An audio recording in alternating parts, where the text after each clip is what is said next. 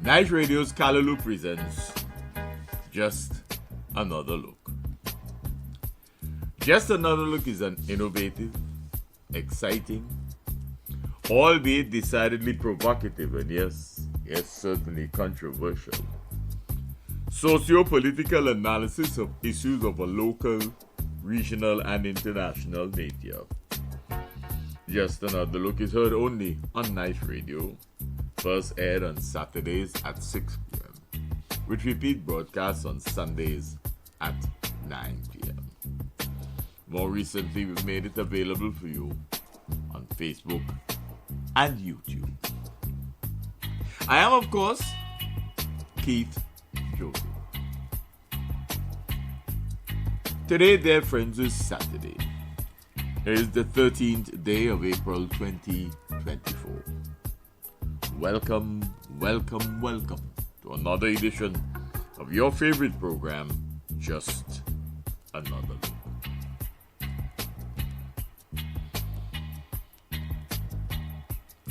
When one looks at the international news these days, it is all caught up with elections. Indeed, in this year, globally, an amazing number of countries are having elections. Some have already done so. And of course, many people are attracted to the elections in the United States of America. If only because so many of our people live there. So many people from the Caribbean have relatives living in the United States. And therefore their interest has to do with the impact of the outcome of the elections on their livelihoods, since so many are also dependent on the well-being of their relatives living in the United States who continue to send money home. And you may remember some years ago that on this program, Just Another Look, we chastised the parliamentary representative for North Windward for what we clearly thought was a faux pas. Because they were in Parliament. And the opposition pointed to the lamentable fact that much of the arrowroot crop of that particular year had been left in the ground to rot. And they saw it in many respects as a failure on the part of the government, administration, and of the then Minister of Agriculture, who was Montgomery Daniel. And they were saying in Parliament that at a time when our farmers, or our root farmers, should have been reaping their crop, reaping a harvest,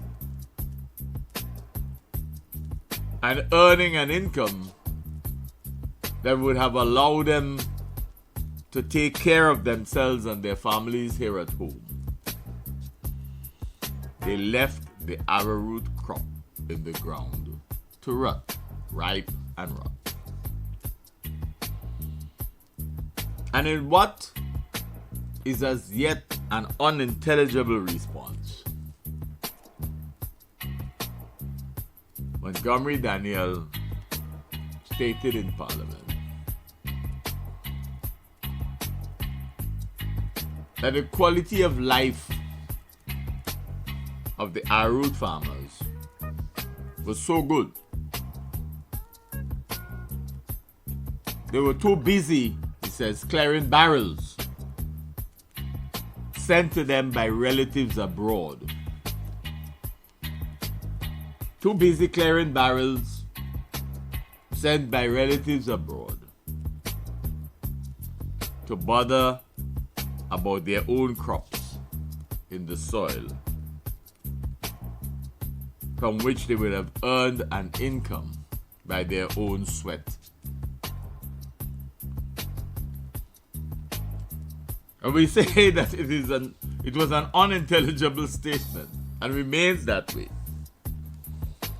Because one would have thought that as a government minister, as a parliamentary representative of what is largely a farming community, that Daniel would have understood the importance of people earning their own income. But he chose instead to give a representation that people's lives were so much better because of the income coming from abroad, of the gifts being sent in barrels and boxes and whatever else. That clearing those and allowing themselves to enjoy the Christmas season was far more important than enhancing the agricultural product in which they would have had their sweat. And we pointed out then on Just Another Look that Daniel had missed the entire point. Because his statement was not a reflection on how well the Vincentian economy was doing, which seemed to have been his intent, but how well the relatives of those farmers were doing in the United States, such that they were able to send money and things, material goods, to St. Vincent for them. So it was not our economy that was doing good, because our economy left them dependent on remuneration from their relatives abroad. And it was a reflection of how well the US economy was doing at the time that the family members resident there were able to find resources to send home for those in St. Vincent and the Grenadines.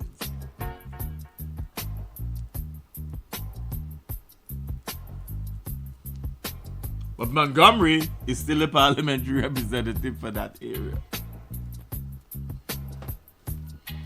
You could make that kind of faux pas and still end up being the elected representative.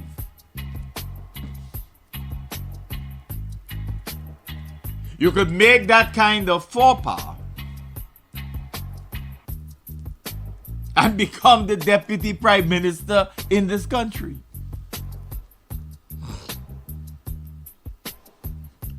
And it is rather interesting that the prime minister of this country, in determining who should be the deputy prime minister, long term, has been more often than not someone who is not a younger member of the party. So you had Straker and you have Daniel.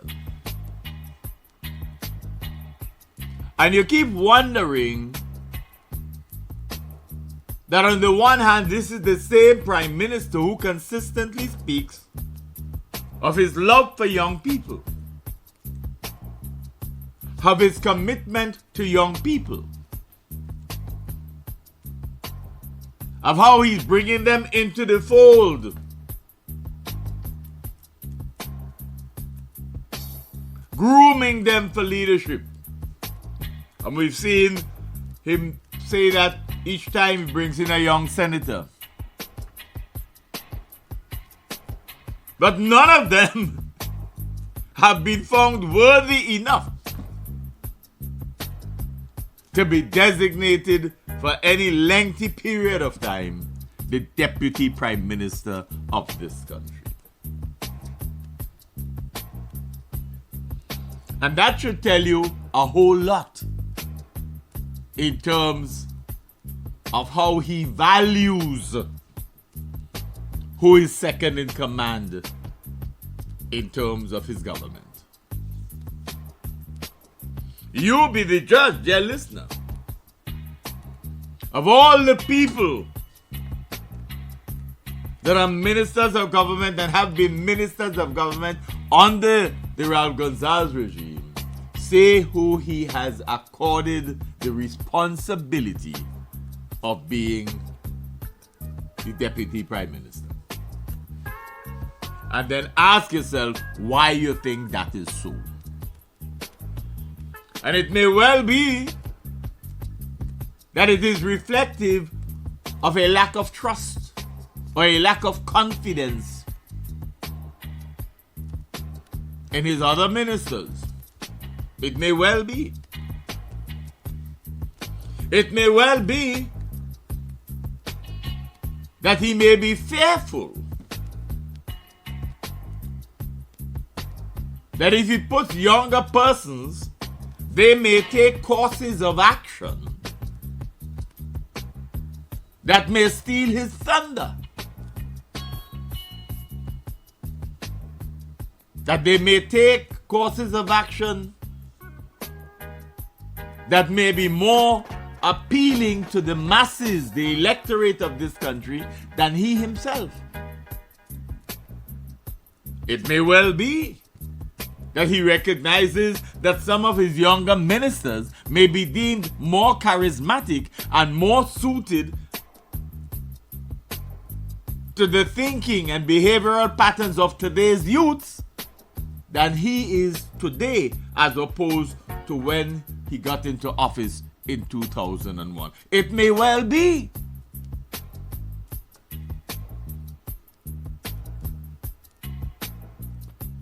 It may well be that there's this inner fear, this deep fear, that the seeming karma that younger members of his own party may have may at this stage in his life facilitate an electorate that may be more receptive to them than to him. It may well be.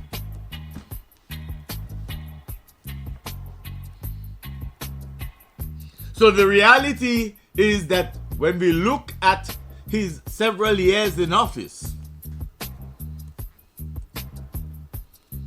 his minions may dub him a world boss, but here at home he may be nobody's boss, save and except the members of his own cabinet.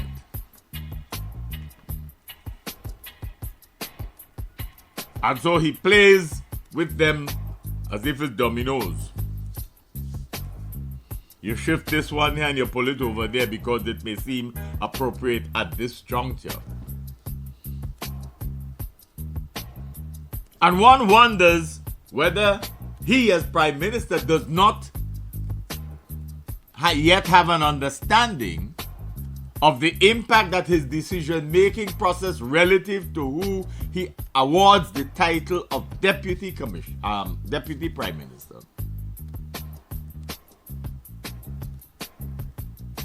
the impact that may have on the younger members of his political party who are themselves aspiring to leadership of the party and of the government at some time in the future.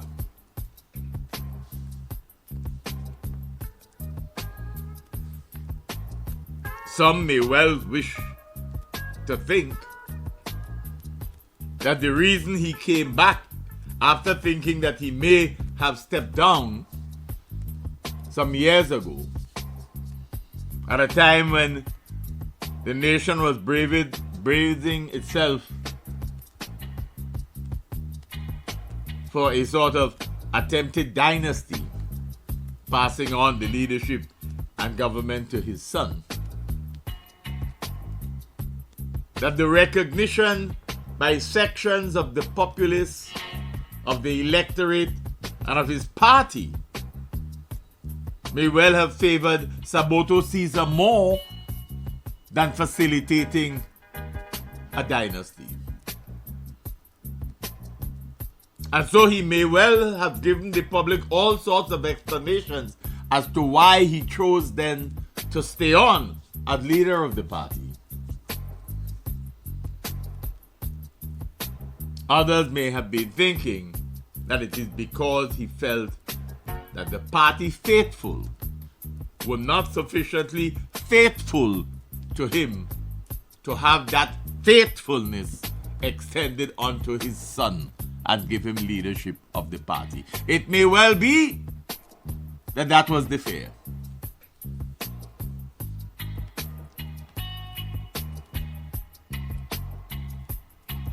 And as we have said on this program umpteen times already, Gonzales appears to be the type of politician who may find it extremely difficult to forgive Saboto Caesar for those who supported him audibly, vocally, at a convention, and did so while the Prime Minister was walking in. We argue that he may never forgive Saboto Caesar for that. And you would notice that when they had the most recent rally to celebrate how many years they have been in government, he served notice, just so you would notice, that he has much more work to do. So some years ago, when he was talking about possibly stepping down, and people thought, well, for sure, he was going to try to find a way to give it to his son.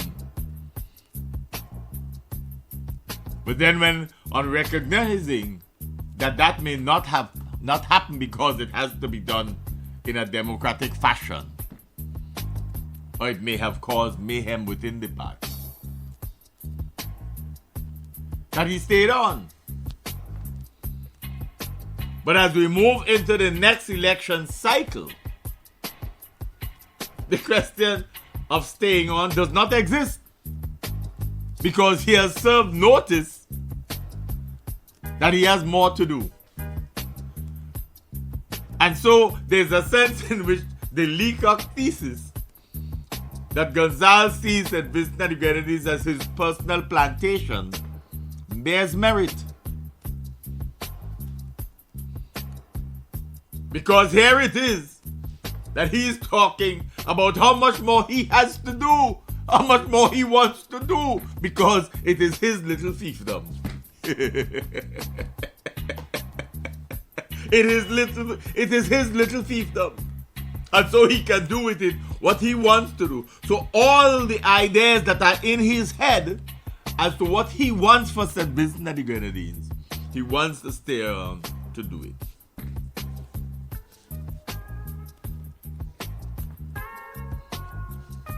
But it must be bothering him that he lost the electoral majority in 2020. Remember at one point, on the political platforms he was seeming to suggest, which is all politics anyway, that things were looking so good that he might even grab hold of the Grenadines. Wishful thinking, maybe. Some measure of grandstanding. But certainly a political hope, which turned out to be something of a political hoax. So there is this mode of operating and grandstanding that suggests that what is important is for people to acknowledge him, not so much the party. There is a sense in which he presents himself as the party, not just a representative, but as the party. But he should have an understanding of politics enough to know that better than him have come and gone in different countries as political leaders who deem themselves not just the life of the party, but the party.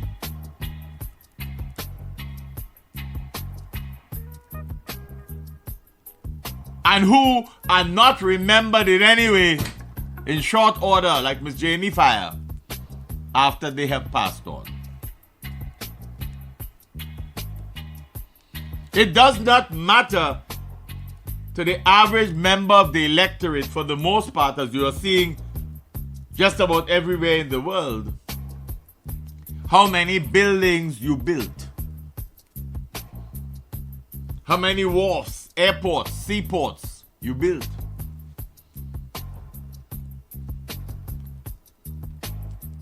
And you have an understanding of the existentialist orientation of the electorate. We want it here and now.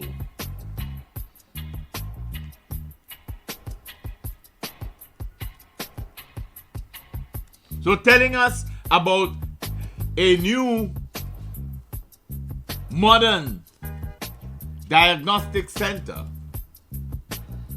really does not matter if when Mama Sufre comes, people recognize it's so close to the red zone, if not in the red zone, that it becomes non-functional.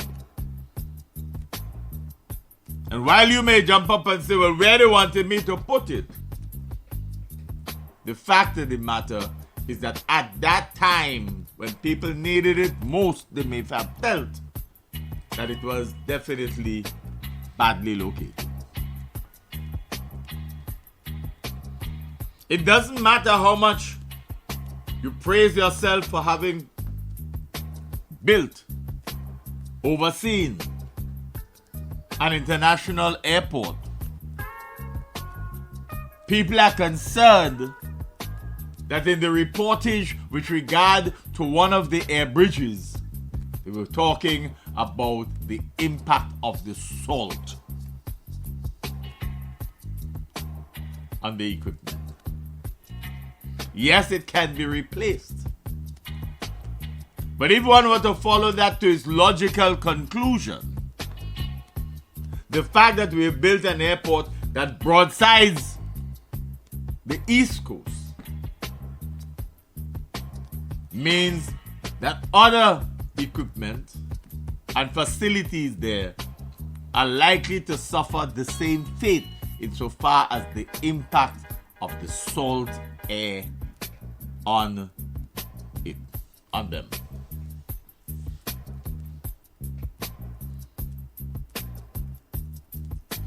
So if, God forbid, the salt air continues to wreak havoc on our international airport, the maintenance cost may have an impact, much like when the dance cannot pay for the lights.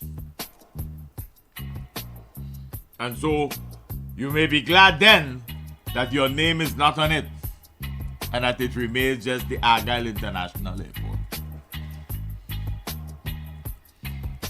You see, when parliamentarians, when prime ministers and presidents are overly anxious to have things built in their name or to have themselves politically credited for monuments that essentially turn out to be monuments to themselves and not necessarily to the long-term benefit of the nation.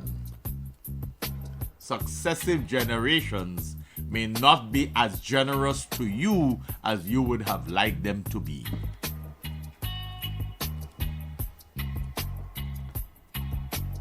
The electorate determines in large measure how they wish to perceive your legacy. And Bob Marley tell you what everybody knows. You could fool some of the people, some of the time. There may be some people that you can fool all of the time. But there's certainly some that you'll never be able to fool. But Goebbels is also right. You may lead people to believe a lie to the extent that even you begin to believe it as you have made them do.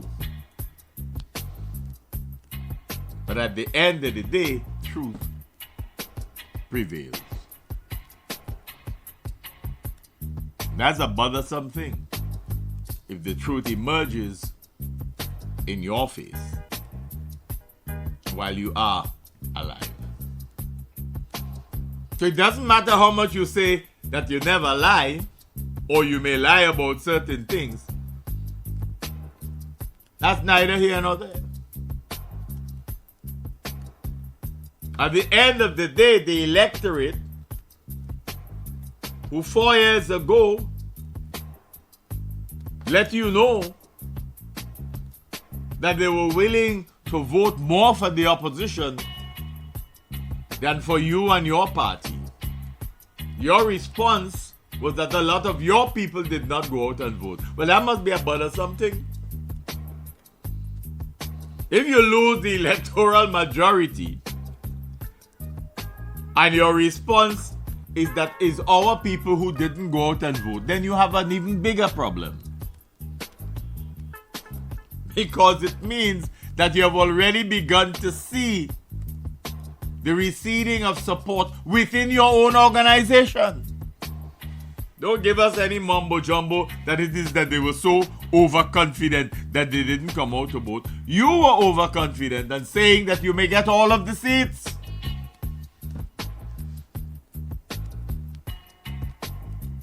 And you very nearly ended up with the same one-seat majority. But luckily you get the North-Lee recount by one vote. That couldn't make you feel comfortable. You see, there's a difference between the image you seek to portray to a nation and the reality that they see in your face, even as you are seeking to portray something else. Faces never lie, you know. They never lie. If you look at them long enough, you always see truth. That's why people keep referring to, you like it? And they talk about the air hostess type smile.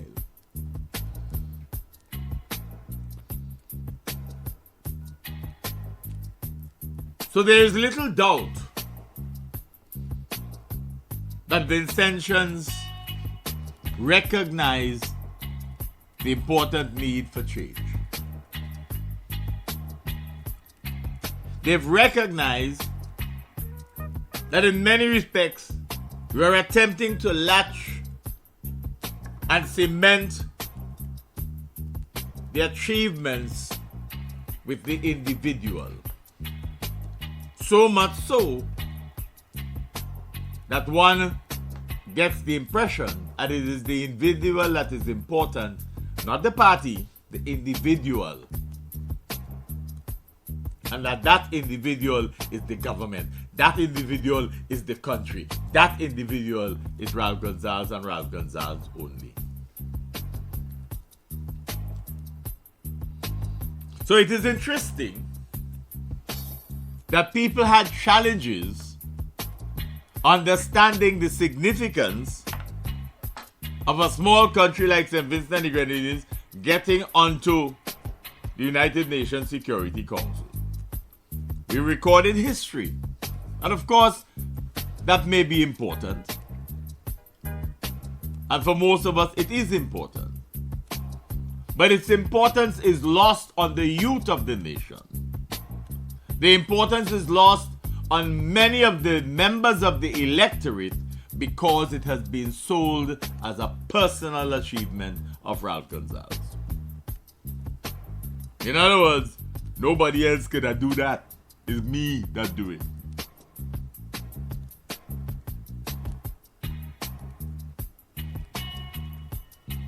It's the same with the airport.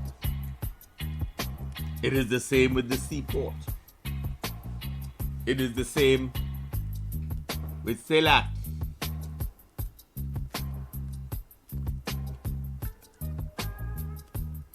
And in the case of CELAC, understand what we are saying. When we seek to project an individual rather than a nation. Because on the one hand, you want to tell and give people the impression as all of us you are concerned about.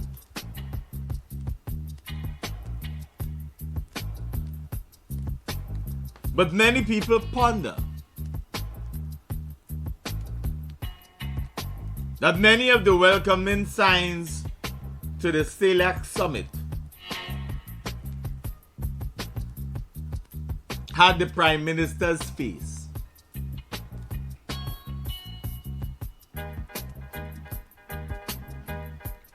And you wonder if the personality cult that has been emerging over the years of his leadership, if that is not what we wanted to portray. Because Maduro does it and Putin does it, we should do it too. Fidel used to do that too. Come. And remember, it's me who bring you here. Come. Because I am the epitome of the nation. I am what the nation is about. So it is not about our peoples. It is about me. Me, remember my leadership. Write me into the history. And so, what has happened is that Vincentians have overlooked the fact that the country is essentially being run by one man.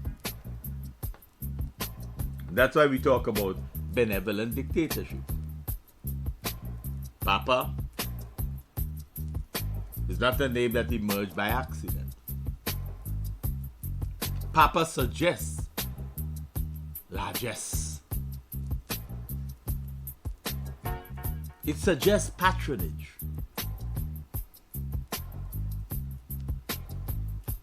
And that is manifested in the fact that anything you really want to get done, go and see Papa. The others can't help you. Go and see Papa. In the history of the Unity Labour Party, the only other person in that party who you could go to get things done and it would be done was Julian Francis. And that is still very much the case, by the way. Julian's direct absence from the scene does not mean in any small measure that his level of influence has waned.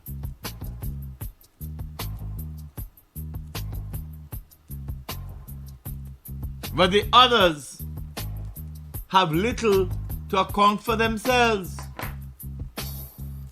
They can't do you any favors. Ultimately, you have to go to Papa. That is the plantation mentality. Because there is a concerted effort to retain the plantation society in this country. And that is as much reflected in color as it is in everything else. It is a classic combination of color and class ideological positions that remain imposed on Vincentian society today. That combination, that often contradiction, is what emerges as the highest level of political manipulation in St. Vincent and the Grenadines.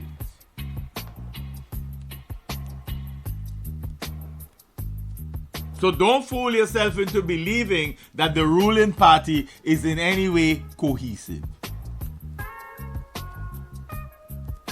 Do not fool yourself into believing that they are not in as much internal wrangling as the opposition. Don't fool yourself with that.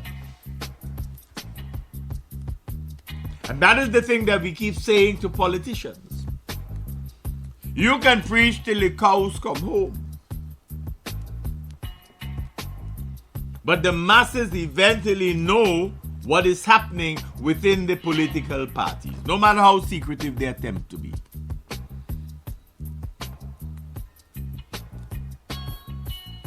And so when you look at the ruling Unity Labour Party, Papa attempts to give the impression that he is in control.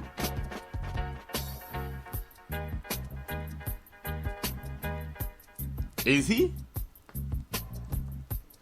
Is he really?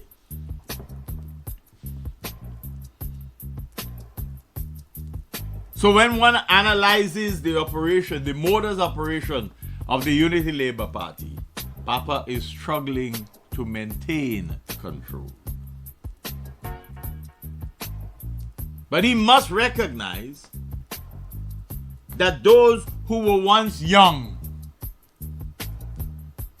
those who he once brought in and patted on the head and says, yeah, well, with time you will learn. Are they not themselves supposed to mature in their respective positions? And for how long do you expect them to simply lie prostrate at your feet, saying, yes, Papa, yes, Papa? When in their own lives, there was a time when they had to say to their parents, I must make my own way. I must be involved in the decision-making process. Because I think, because I am schooled,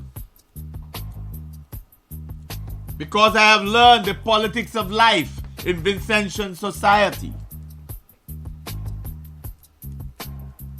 and that ultimately I have to make decisions based on my own experience in the politics of Vincentian society. So it's not about you forever putting your hands on my head and telling me which way to go and what I should say at every turn. I may make mistakes, but that is part and parcel of my reality and my growing up to maturity. And I represent constituents who make demands of me, and to whom I must respond, not based on waiting on you to tell me what to tell them, but on the basis of what I believe I must do if I am to survive politically. That growth has not been allowed to happen freely within the Unity Labour Party.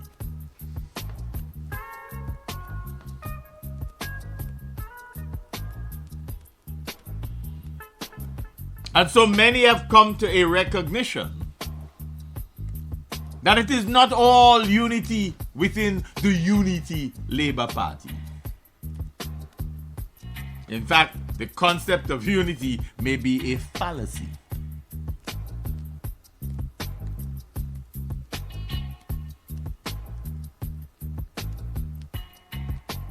And you recognize that when at the celebration of how many years in office and in discussion thereafter, you get the impression it is all about the I. It is all about the world boss taking himself seriously, that he is a world boss. And that the others must remain his minions forever. So that when you hear him in an interview or in a discussion say, I still have much work to do, is that a warning to the minions around him, his cabinet members. Well, Ollie had to help me do it because I will tell Ollie what I have to do. But the vision is entirely his. And you heard him speaking about people having bought into the vision. But that too is a fallacy. Because there's so many aspects of the vision that have changed over time. You remember how important the contract with civil society was supposed to be relative to that vision? There ain't no contract in place. There is no contract with civil society. Civil society has long been cast aside, and the people who thought they would have been leaders of civil society are biting at the shaft. They have no choice but to kneel at Papa's feet, begging for something to fall off his table. You see them? You hear them? If he smiles, they smile. If he gets serious, they get serious. They have no independent thought. They have surrendered themselves so much on the altar of political expediency that anything is acceptable. That is what they have become. The ruminants of the left and the leftovers. They don't even remember that they were once left. In fact, they probably end up finding out what Columbus found out. You could go left and end up right. Because that's where they are. They are right. They don't even talk about the left anymore. They who once attempted to school the youths of this nation into becoming independent thinkers politically and otherwise have surrendered themselves on the altar of political expediency. You see them moving around. They're lost. Lost. Hankering for a time past when they were influencers of the ideological orientations that they once portrayed and projected, protracted, and hoped would have impacted the nation. They too have fallen apart.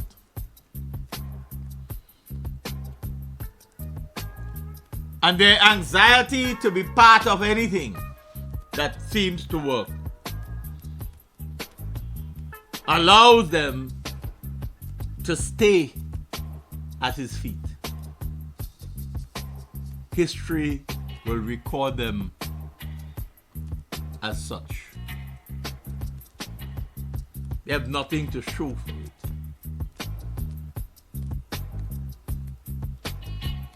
So the Unity Labour Party is not a united organization as they would have us believe.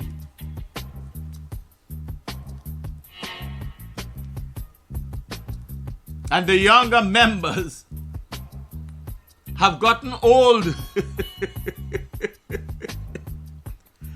They've gotten old within the organization and still have not gotten any level of independence of thought. So you watch them struggling to make speeches in public, being mindful that everything they say will come back to Papa and that they may be scolded for it. To tell you how bad the situation is, you may recall that when the people in North Leeward did their own protests, the first persons sent to Saboto Caesar and the representative for North Leeward, Carlos J.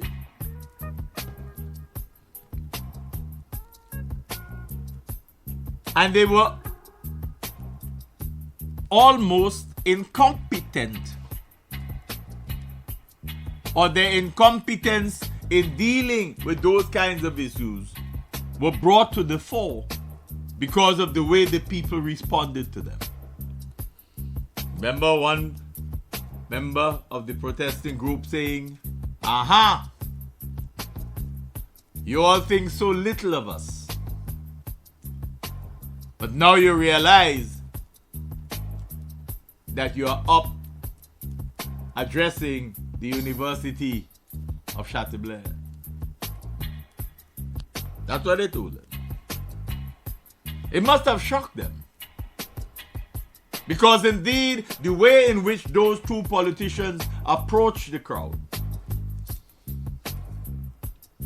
and the level of preparation that the crowd had for their protests, the level of understanding of their cause, they made mincemeat of the two politicians. Mincemeat.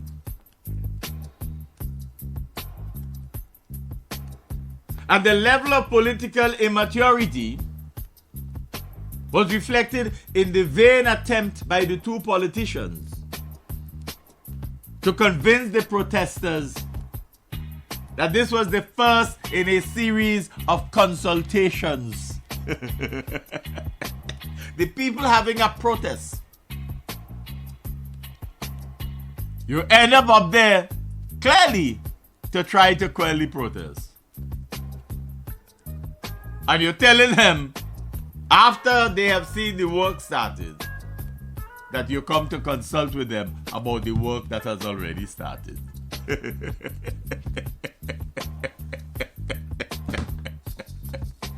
After that, then they sent other politicians.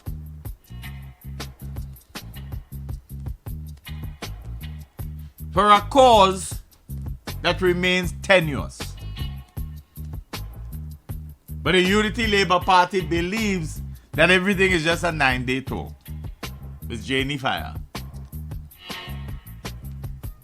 And so they remain hopeful that Renault will be allowed to do whatever they want. Because they were contracted, they got the lease for quarrying. You can't see any quarrying going on. So what's the next best thing? It will all come to light. It will all come to light. Like the Black Sand Hotel. You see, the politics of the day suggests that the New Democratic Party should have won the elections immediately after they had gotten the electorate to reject the proposed new constitution in 2009. That's when they took back most of their seats. They should have won the elections. They should have won the elections after that, in 15. And there are those even within the Unity Labour Party who were convinced that the party would have lost in 2020.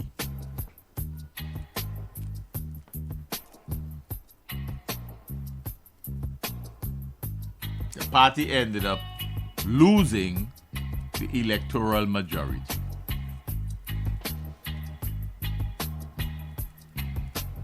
And one therefore needs to ask oneself, what is it that the New Democratic Party is not doing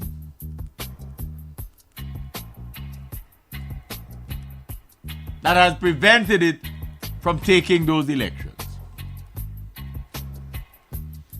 Because each time they've been singing the same song, that this time is our time. This time we will win. This time, and they're singing it again.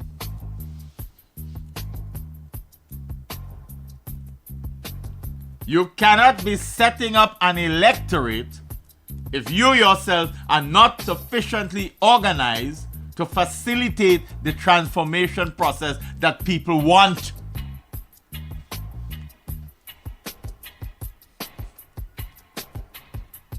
The majority of the electorate rallied behind you. They gave you the majority of the votes overall.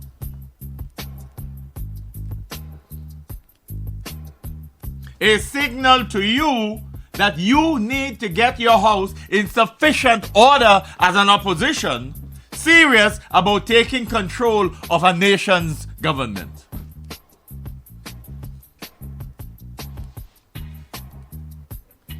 The electorate has asked you by their votes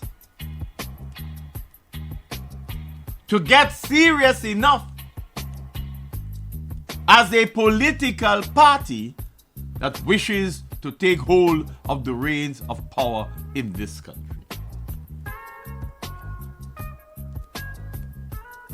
The electorate has asked you to display a level of leadership that is coherent, that is consistent,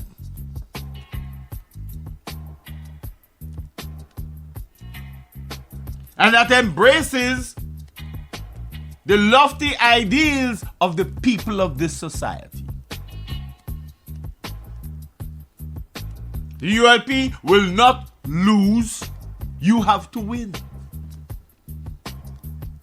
Remember what NDP has been singing for the last few years, or ULP, that the NDP has lost.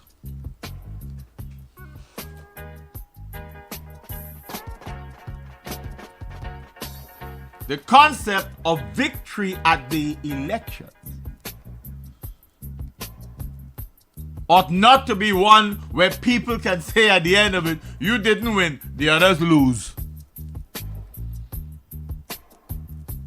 But that has been the politics of St. Vincent and the Grenadines for the last 20 odd years. It is said after each edition of the elections, the party that didn't win is the opposition party that lose. When will the opposition New Democratic Party organize itself to facilitate a strong sense of unity as an organization that allows for the individuals within the organization who offer themselves for political office are sufficiently united as a group to convince the electorate that they are in fact together looking and working after the collective best interest of the nation. People listen. People interpret. And people know when some are undermining others. People know it's not good enough to say we are all in sync. The people judge whether or not you are all in sync. And so often they hear different messages from the different speakers.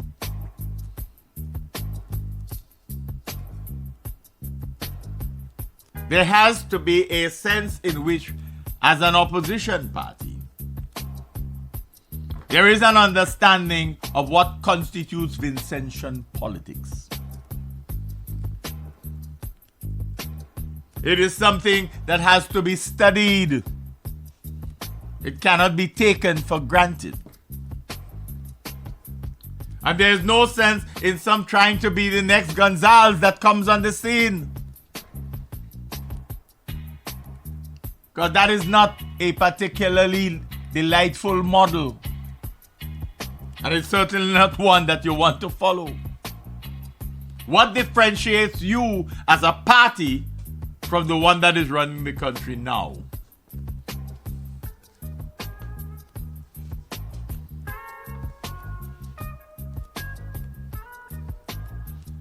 Everybody needs to step up and do the work.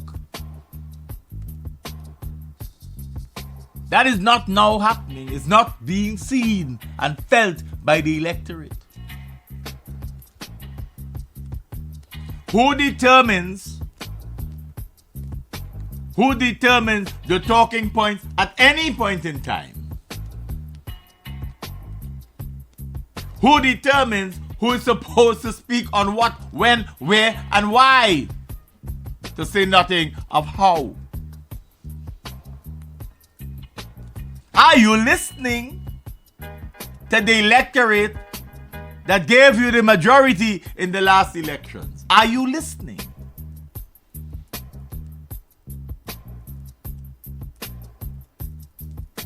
Are you meticulously analyzing the state of the Vincentian economy and the critical issues impacting the people of the nation? Why, for example, has the New Democratic Party seemingly abandoned the critical points, the critical features of the Poverty Assessment Report of 2018? Because if those pieces that were put forward caused the ruling party to have to come public and respond, while they say they're not accepting it, they have to come forward and respond. They responded publicly and then they went and they respond by being in the constituencies that were identified in the same report that they refused to accept. Why has the NDP not kept at it? Why are those critical issues not major talking points? Because the realities in the identified areas have not changed. They may well have gotten worse.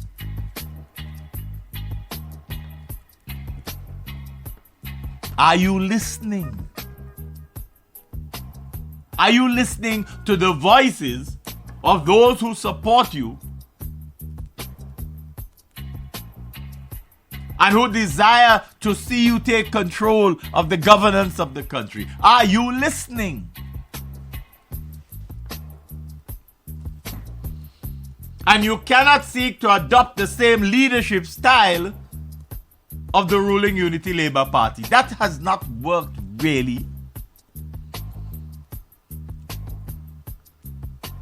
Because in an era where young people have access to so much information all over the world and understand the dynamics of what life is today, you cannot simply bury your head in the sand and believe that all that we've been doing in the past will continue to work.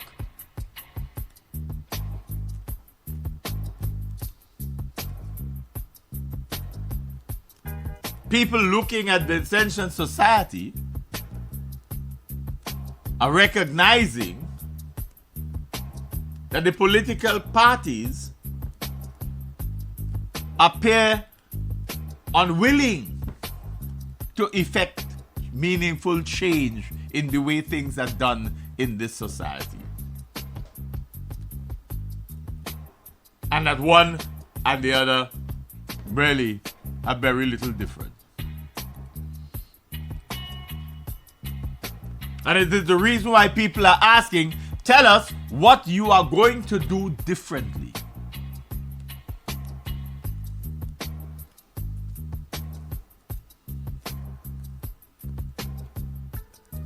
What is the difference in leadership styles? What is the impact of your leadership strategy? How reflective are you of a cohesive unit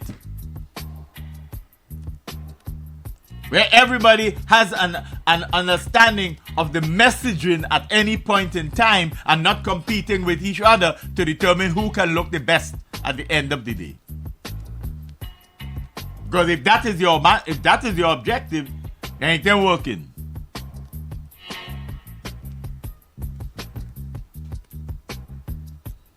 You can't have an organization where every individual goes off on his own tangent. What is the messaging? Who shaped the messaging at any point in time?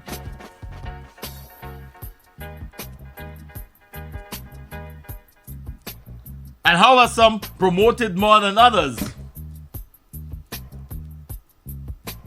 Because what the people want is a governing party that is cohesive and looking after their collective best interests. Right now, they don't seem to think that they have that. They want to support you because they want change.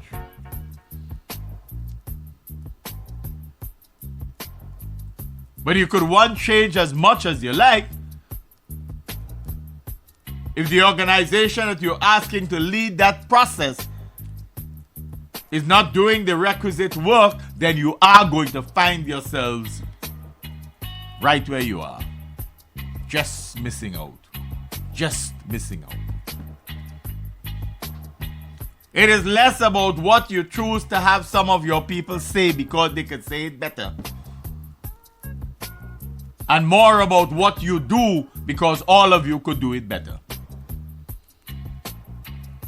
Do not delude yourself into believing it will happen by magic. Do not delude yourself into believing that somebody else can come inside of here and tell you how to do it better.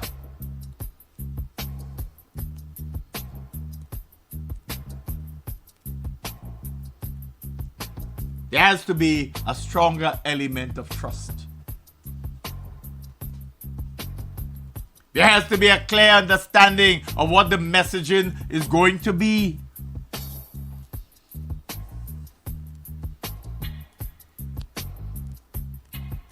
We have to understand the politics of Caribbean people.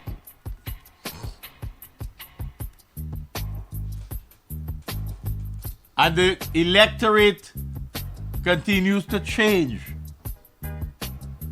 because we have younger people who are coming out with different ideas, different beliefs, different needs, different aspirations,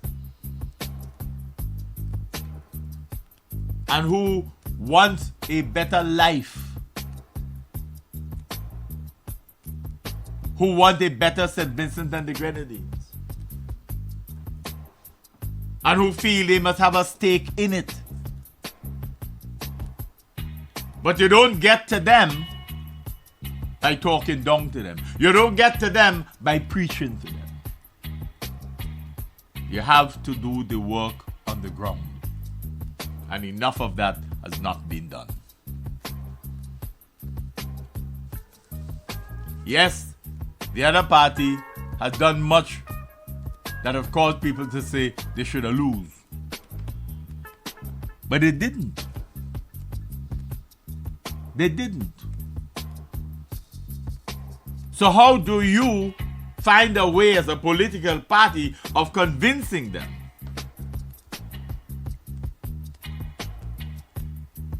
And where you can have members of government revealing things about your institution and claiming that they know more about your institution than you know about it. And they may not be entirely lying. How are you dealing with your membership? How often do you analyze the impact of your communications?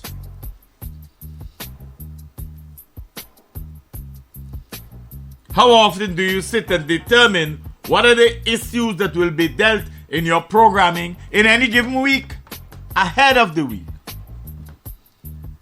And the people are not coming on your institutions when they feel like to talk about what they feel like. And some appear inadequately prepared. Why? Why? What is the mechanism that you have in place to make the institution so cohesive that there is a one messaging that is coming out that is projected across the country? What constitutes your programmatic platform? It's one thing to say that you have X number of pillars,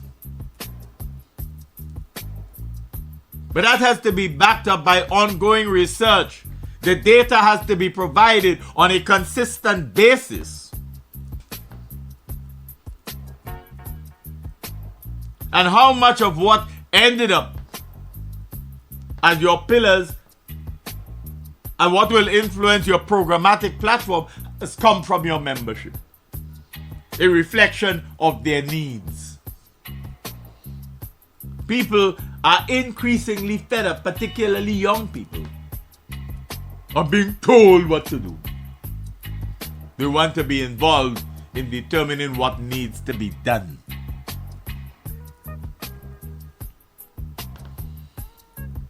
What are you doing to galvanize the already majority support you have among the electorate based on the results of the last election?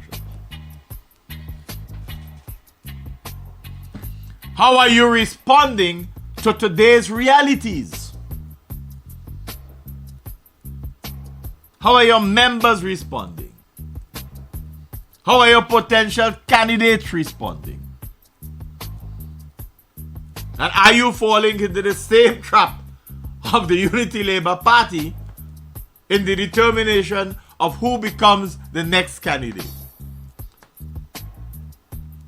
Because if that ends up being as much of a one-man scenario as people think it is on the other side, then it is a non-starter. We're going back to the same old khaki pants. Clearly, the country's history does not seem to favor third parties.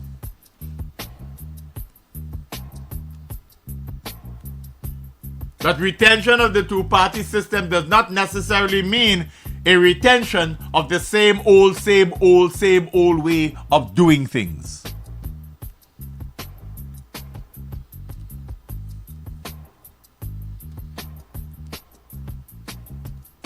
So when you tell me that something wrong with our healthcare delivery system,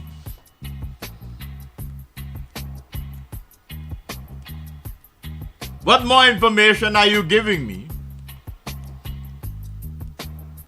in terms of how much more data is available to highlight the sad state of our healthcare delivery system, where we're focusing on diverting attention to building a new hospital rather than ensure that the ones we have function optimally and competently? What will you do different? What plans are you already putting in place? This thing about if we say this, the other side will take it and use it. Hello? The electorate tells you they're ready for a change. And if you're good at implementing what you say you want to have done, then others could try to steal it. It doesn't necessarily change the price of eggs, because if you did your communications well enough, they will know whose idea it was. But people want more than just ideas. They want more than namby-pamby bland presentations that really take them nowhere.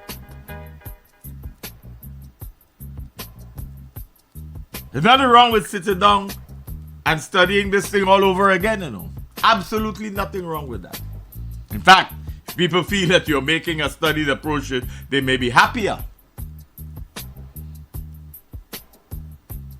But as it now stands, the Vincentian electorate is in a quandary, because at best they believe that the two institutions have an approach that suggests a certain degree of lethargy, a certain degree of ennui.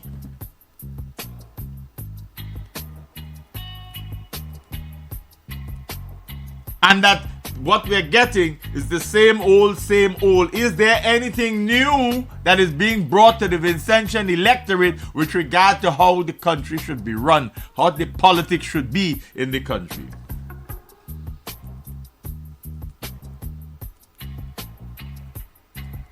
People turning up for a party or a rally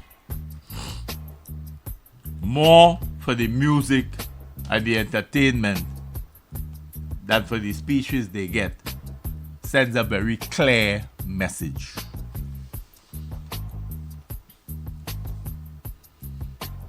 More time has to be spent on knowing the ground.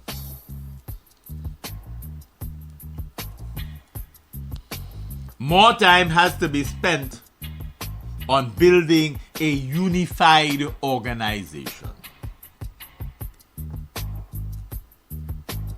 More time has to be spent on carefully planned,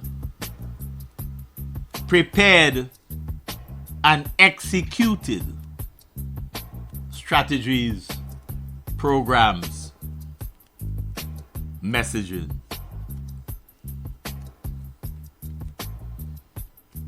There are no shortcuts.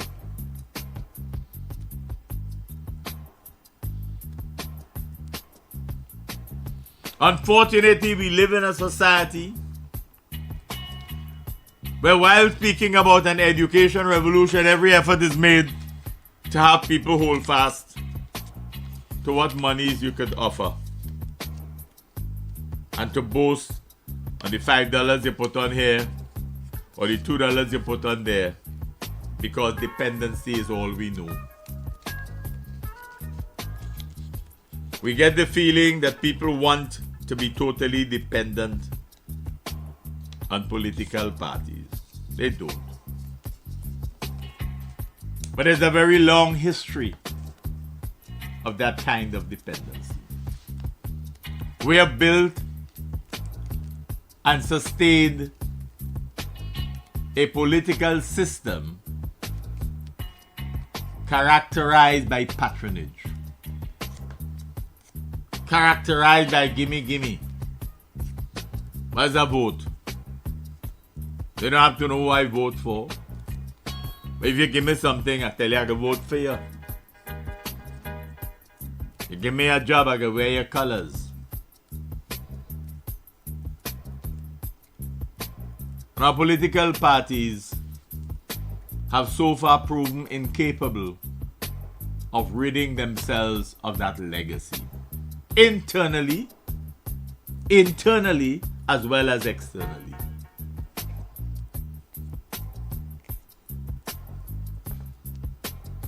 When will things change? How committed are we really to effecting change in our political system, in the way we do politics? You could shout loudly from the mountaintops. You can shout on the radio stations about how well you're doing. But if you telling yourself and telling your minions you're doing well, what matters is when your people are telling you how well you're doing. By coming with you, joining hands with you to do the work. Talk is cheap. We have plenty of that in St. Vincent and the Grenadines. Do we have workers who are so committed to the cause of change? Who so committed to the development? They're not talking about any education revolution, because they know that's a fallacy. There's not been any education revolution in this country.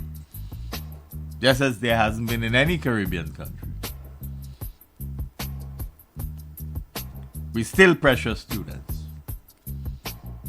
We still force them to believe that a day or two or 3 or 4 in an exam room matters. Because their whole life, their whole future depends on it. And in spite of all the research that we've done, in spite of the global research on the dynamics of change impacting education, we choose to bury our heads in the sand. What are you offering that's different? The New Democratic Party cannot just sit back and compare itself to the Unity Labour Party. Why would you want to make that kind of comparison? Is that a model that you really want to follow? Is that a model that you really want to follow?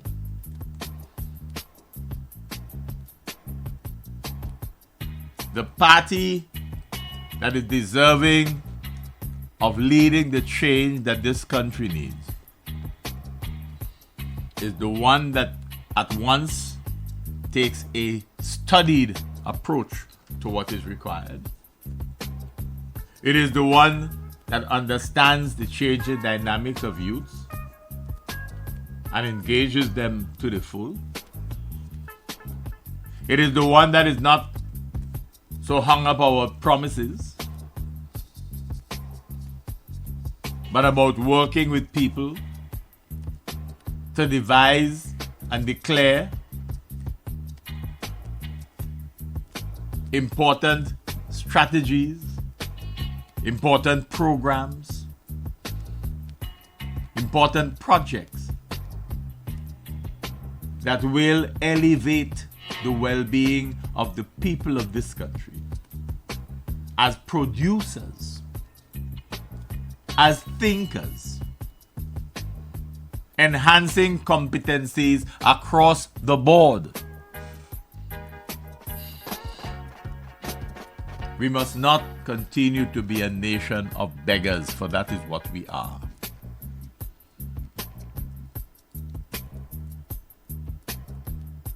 We have an understanding of the beggar-made policies of the ruling administration. And it is those beggar-made policies that allow us to have them picking us off one by one as de facto good leaders, good leaders, good leaders. And you watch their faces glow as they speak about themselves. That is not what this nation needs. This nation needs every child to glow, because he or she is of an understanding that he or she can contribute, can grow to the point of glowing as an educated, committed, competent Vincentian. That is what this society needs. So that you can close your eyes and know that the electorate will do the right thing, not because somebody dropped $5 or $10 or $1,500 under the door in an envelope in order to get their vote. End the patronage system. End the dependency syndrome. Elevate the humanity of Vincentians. Allow Vincentians to feel proud of who they are, full of ambition, realizing their potential, and committing each and every day to making their work all the more valuable because it enhances our country. The division of this country is its own worst enemy. The nation is tired of the division that has taken control of our society. How much better can we be if we were united? But who unites us? Or what are the critical things that we can do that will enhance that unity of Vincentians? Rid ourselves of the legacy of we must own the jobs too, says one political party. If St. Vincent and the Grenadines is for all are we, then commit to that realization and turn not away from it. Enough said. You'll be listening to another edition of Nice Radio's Callaloo presentation, Just Another Look.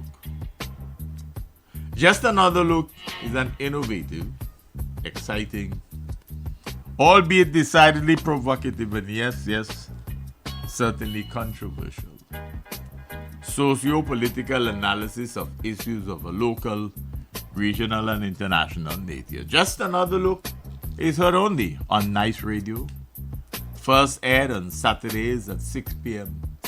with repeat broadcasts on Sundays at 9 p.m. Catch us also on the World Wide Web, www.niceradio.info. Catch us on Facebook and catch us on YouTube. I am, of course, Keith Joseph.